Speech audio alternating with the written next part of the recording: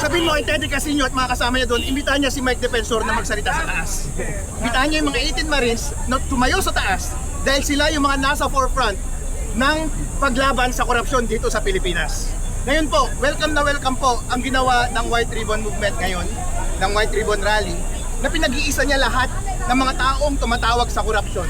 At welcome yung sinabi nila na dapat ito ay walang kulay at dapat ito ay hindi partisan. Kami po ay handa dito na hindi magsalita ng Duterte. Handa rin kaming hindi magsalita ng anti-Marcos. Handa rin kami magsalita na hindi anti-Dilaw, hindi anti-left, kahit ano. Basta sasabihin lang namin, itigil na ang korupsyon. As a matter of fact, nagpapatuloy nga yung ginagawa nilang impeachment laban kay VP Sara Duterte. Okay, fine, di magpatuloy kayo doon sa Senate. Basta anti-corruption, go ahead! Pero ipagpatuloy nyo rin yung mga ginagawa nating iba para totally mawala ng korupsyon. Yung impeachment laban kay VP, ituloy na rin natin! Lahat na nasangkot sa flood control project, gustuhan na rin natin! Ipagpatuloy na rin natin!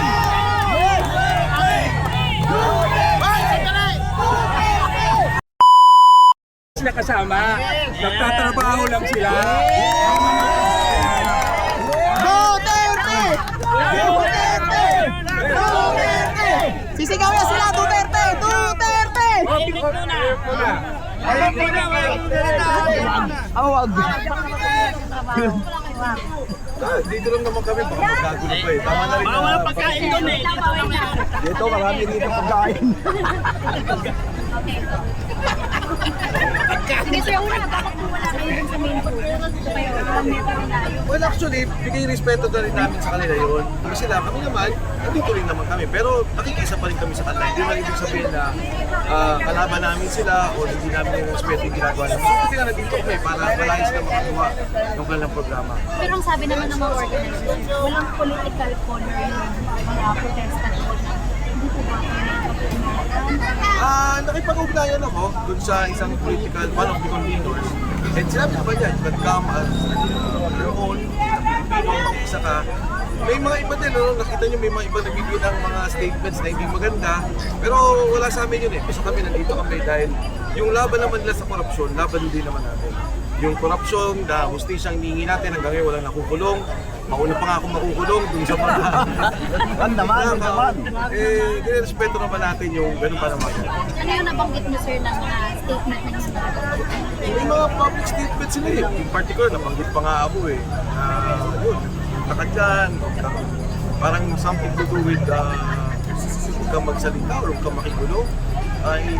Nung una pa man sinabi ko eh, pupunta ako makikisa bilang Pilipino. Sir, yung panawagan kasi din kontra corruption, kabilang po yung Duterte sa amin. Significantly magkaiba po yung reaction niyo. Alam mo, wala naman kaming problema dun sa panawagan. Lalamat managot sa korupsyon. Ang amin lang sinasabi, parang lopsided ismo yung nangyayari. Biruin ko yung isang vice president na ang tagal na nilang pinag-usapan yung issue niya. Noong pa ka nasa kuwa pa, 125 million. Pagkatapos, itong billion-billion na korupsyon, wala pa tayong nakikita. Isang delivery nga lang doon is 1 billion, 500 million. So yun lang naman yung aming sinasabi. Kami bukas at malinaw na pagnanakaw, may mga nagsalita na ayaw nilang pagsalitin. Kay VP Sara, kahit hindi pwede, ginagawa nila, no? Bubuksan nila yung salin, bubuksan nila yung takas records. Pero dito naman sa 18 Marines na nag-volunteer na magsalita, kay Cortez na nag-volunteer na magsalita, ayaw nilang pagsalitain, ayaw nilang ipatawag si E.S. Bersamin, sila Adrian Bersamin. So yun lang naman yung amin doon na, sige, walang problema dun sa ating kurakot, pero wag naman yung proteksyonan yung iba, at yung iba naman ay, kunyari, in particular si VP Sara, na dinidian ninyo. Dapat yung totoo lamang at yung dapat lamang.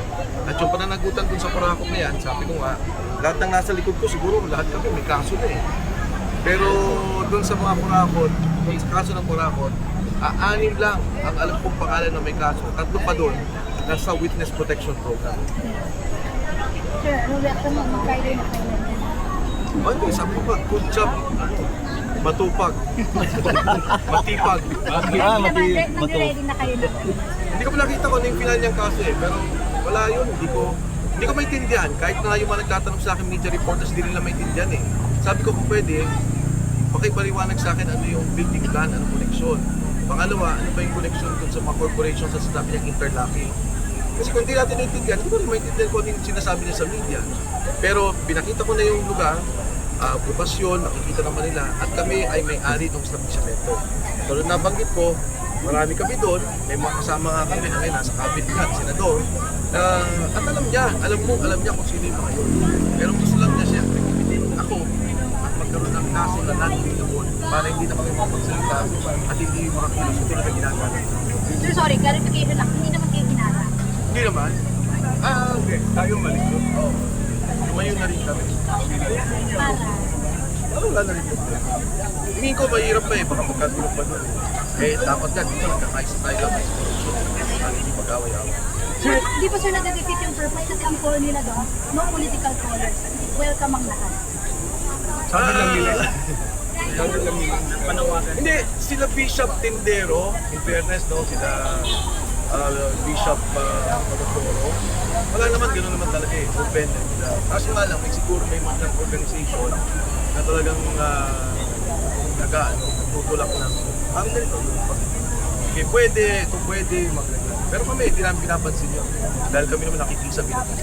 Kumbaga, just to be sure, sir. Dito kayo. Just to be sure. Oo. Tsaka respect na rin kasi baka mamaya magkagulo. Well, if you wanna be really sure, sabihin mo kay Teddy Casino at mga kasama niya doon, imbitahan niya si Mike Defensor na magsalita sa taas. Imbitahan niya yung mga 18 Marines na tumayo sa taas dahil sila yung mga nasa forefront ng paglaban sa korupsyon dito sa Pilipinas. Ngayon po, welcome na welcome po ang ginawa ng White Ribbon Movement ngayon, ng White Ribbon Rally, na pinag-iisa niya lahat ng mga taong tumatawag sa korupsyon. At welcome yung sinabi nila na dapat ito ay walang kulay at dapat ito ay hindi partisan. Kami po ay handa dito na hindi magsalita ng Duterte. Handa rin kami hindi magsalita ng anti-Marcos. Handa rin kami magsalita na hindi anti-Dilaw, hindi anti-left, kahit ano. Basta sasabihin lang namin, itigil na ang korupsyon. As a matter of fact, nagpapatuloy nga yung ginagawa nilang impeachment laban kay VP Sara Duterte. Okay, fine, di magpatuloy kayo doon sa Senate. Basta anti-corruption, go ahead! Pero ipagpatuloy nyo rin yung mga ginagawa nating iba para totally mawala ng korupsyon. Yung impeachment laban kay BBM, ituloy na rin natin! Lahat na nasangkot sa flood control project, gusto na rin natin! Ituloy na rin natin!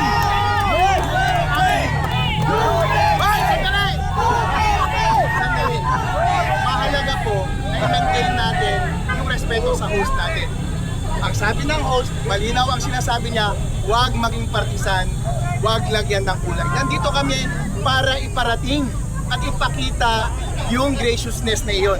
Pero nga lang si Teddy kasi yung nagsalita kasi na hindi welcome si Mike Defensor at hindi welcome yung mga DDS na katulad namin. Siyempre hindi kami pupunta doon. Pero kung babawiin niya yung sinabi niya ngayon, nasasabihin niya, Harold, Mike, alika dito, magsalita kayo sa taas ng stage. Walang problema, magbabartsa kami, pupunta kami doon ngayon. Sabay-sabay tayo, sisigaw! Itigil na ang korupsyon sa Pilipinas. Hindi kami magbabanggit ng BBM, hindi kami magbabanggit ng Sara dahil alam ko maraming nakatanggap sa inyo mula kay BBM. Pero hindi kami magbabanggit ng kulay at ng personalidad na sinusuportahan namin. Pero ang pinakamahalaga po sa Pilipinas ngayon, magkaisa tayo sa laban natin sa korupsyon. Ngayon, walang umaandar sa ating kusada para pabagsakin ang korupsyon ay lahat tayo mismo ay nagsisiraan. Isa naman ang ating objective. Kaya sa mga ganitong pagkakataon na gusto nating magkaisa, panindigan po natin. Huwag tayong ipokrito, huwag tayong plastic, maging sincero tayo. Ngayon po, nandito pa rin kami, alas 5 na. Dapat umalis na kami kanina pa, pero umaasa pa rin kami na i-welcome kami ngayon at lalapitan kami at pupunta kami doon. Sabay-sabay tayo sigaw, itigil na po natin ang korupsyon. Dahil yan lamang ang simula ng totoong pagbabago sa Pilipinas kapag sama-sama tayo at nagkakaisa laban sa ating malaking kalaban na siyang korupsyon dito sa ating bansa. Ayan na naman yung dipstick! Duterte! Alright.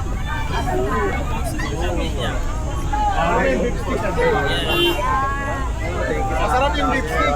Ayaw ko sa corned beef. Sarap na yan.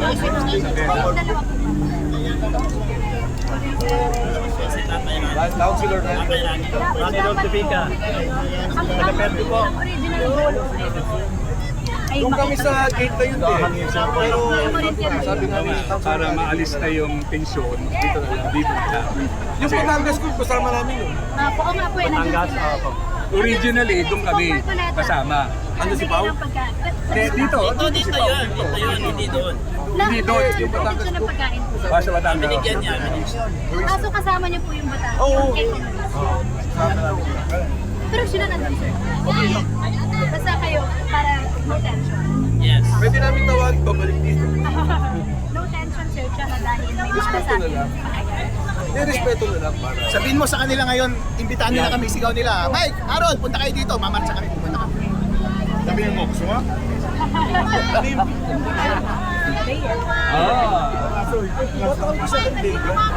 Okay lang yun, dahil sir, sir Mike, mami mo daw dito. Bakit hindi nga tuloy kasal nyo ni ano? Naku po, mali ba yan? Ako ngayon. Bang Mike! Ayaw na nga namin po. Amin dito po. Dito po, mami. Mami mo na dito.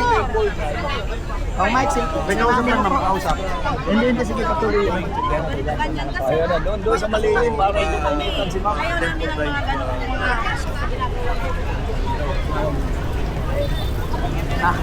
Pagod man. So yung saan kayo galing, sir? Kaya mga ma'am, sir, no? Yung iba nating mga kasamahan doon na mga ang dito, mga lefties pumunta dito para sumigaw ng Duterte. Gagawin doon. Grabe ka. Love trip, love trip. Pagtakpan ng pulnanakaw ng Ayaw ko na lang. Tayo na lang. Media. Hindi, ang mga reporter hindi kasama sa binabayaran. Pero kung sino binabayaran ng media, yung mga post nila. Kaya pag-report nila, hindi rin lumabas. Kaya, eto na, ganito na walang iya itong administrasyon. Next week po, sir, July 6, sisimula na po yung trial. Pabalik po. Pa rin po ba yung Mario, yung kukunin nyo doon sa Senate po? Definitely, babalik kami. Pero ila-assist namin. Kasi meron na naman silang tinatakot na ilang senador para hindi sila makakuha ng 16 vote. Di ba lahat tinatakot? Diba? Unang tinakot ni Jesus Judas Lumunia, yung si Jesus Escudero. Pangalawa, ito si Joel Judas Villanueva. Di ba? Tinakot din. Bumaliktad. Kasi, sabi ko nga, sindikato na yung pagpapatakot ng gobyerno. Ewan ko lang bakit natin pa pinapayagan. Ewan ko sa inyo, hindi nyo maramdam ang paghihirap. Kayo mga nanonood, kung may mga kamag-anak lang kayo nagtatrabaho sa mga politiko, sila buhay. Pero kayo, hirap kayo, di ba? Lalo na kayo, pasukan na ng mga anak. Ang nasaan ang pera ng Pilipinas, ang yaman natin, nakatago sa kanila. Hindi umiikot, nakatago na rin. Last na lang, Tatay Rani, napanood nyo naman po kung paano mag-preside si Senator Wing Gatchalian sa Senado. Para sa inyo, dapat itong maging Alam mo, hanga ako nung araw dyan. Pero nakita mo naman na ang Senado ngayon, Senado ng Malacanang. Parang dinobero ang bawat kilos nila. Kayo na lang ang mag-uusga, pero ulol din kayo. 68 years old na ako, 40 years na ako lumalaban. Unang labang ko, 28 years old ako, Marco Senior. Lahat ng EDSA nandun ako eh. Tapos ito, sabi ko nga ako, naniniwala ako sa kanya noon eh, na ang kasalanan ng anak, ang kasalanan ng tatay, hindi kasalanan ng anak. Pero ngayon dito, baliktad eh. Ang kasalanan ng tatay, hinigitan pa ng anak. Kayo, yan, sa sitwasyon natin ngayon, normal ba ang pag-uutak ni pag-iisip ni Presidente? Kayo, hindi. Normal ba? Utak ba ng normal yan bilang isang presidente na hindi mo kontrolado ang mga tao mo. Di ba? Ngayon, nung nakaraang SONA, sabi niya, pahiya naman kayo. Ngayon kaya, yung sunod na SONA, anong kaya sasabihin niya? Doon talaga, mahalata mo na dapat talaga i-practice na siya eh. Dapat i-practice na talaga siya. Kasi doon sa base doon sa mga yung mga kinakain niya, purong na ang dila. Yan yung isang palatandaan na lulun ka na sa illegal na program. Lulun ka na sa illegal. Halo na. Kung ikaw ba matino ang iyong pag-iisip, magagawa mo ba sa bayan mo? Yun lang, nakakapagod lumaban dahil maraming nakikinabang, maraming ayuda ang binibigay ng mga congressman sa mga nasasakupan natin. Kahit paano, yung mentalidad ng Pilipino na tumatanong ng utang na loob, bigyan ka ng 5 kilong bigas o 10 kilong bigas, hinahayaan mo na nakawin ka ng milyon-milyon. Sana magising na ang lahat na nangangailangan ng tulong. Kaya lang nakakalungkot kung sino yung higit na nangangailangan ng tulong, sino pa yung nagpapagamit sa walang iyang administrasyon. May follow-up question po. Sa tingin niyo po, tama ba na si Isis Cotero ang maging presiding officer doon po sa impeachment ng Vice President Inday Sara Duterte? Samantalang nandiyan naman si SP Upal Gatchalian. Alam ko mukhang may statement na siguro na nakita rin nila na pwede namang diktahan din si Gatchalian yung mga abogado niya maglagay lang ng wireless phone. Kaya hayaan mo yung mga abogado magaling mag-research tapos sasabihin na lang sa kanya kung anong gagawin. Tingnan mo sa next schedule ng impeachment hearing natin, may earphone yan si Gatchalian. Yun na yun, yung sinasabi ko sa inyo. Kaya wala tayong nakakalungkot, wala tayong mapiling iilan lang ang nakikita nating matatao, makabayang senador. Mga congressman natin, nakakadismay. Naghihirap tayo ngayon. Ang MOE nila, buwan-buwan may additional silang 5 milyon. Diba? Yung pinamimigay nilang mga bigas, pinamimigay nilang ayuda, hindi naman sa pondo nila yun eh. Pondo pa rin ng gobyerno kinukuha. Magkano na utang natin yun? Magkano yung budget na piniprepare nila? Almost 8 trillion.